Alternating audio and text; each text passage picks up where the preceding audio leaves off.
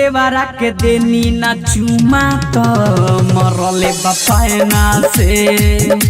कि देवरा के देनी ना चुमा तो मरले बपायना से दर्द होता जोर बहता बेलोर कि हमारा नैना से कि देवरा के देनी न मरले बपायना से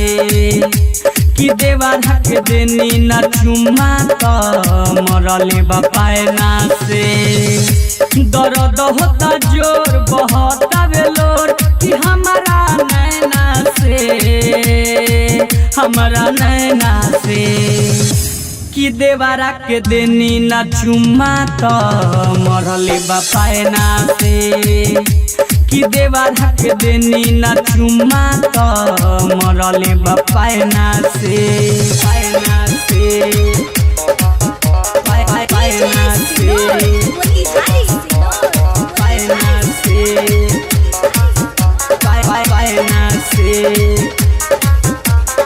म्यूजिक बाय पप्पू सिंह।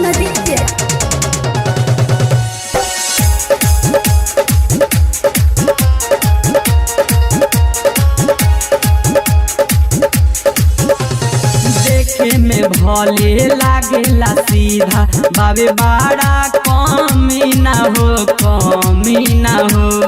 ऐसा न मरले बाबे सैया उखड़ल बा अभिले चिन्हा हो बाबे खखुआइल रहता पगलाइल आइल जब चैना से आइल घर चैना से कि देवरा के देनी ना चुमा तो मरले बपायना से कि देवरा के देनी ना चुमा तो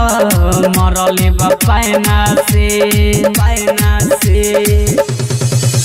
पायना से पायना से पायना से उमंग रिकॉर्डिंग स्टूडियो मोहम्मदपुर।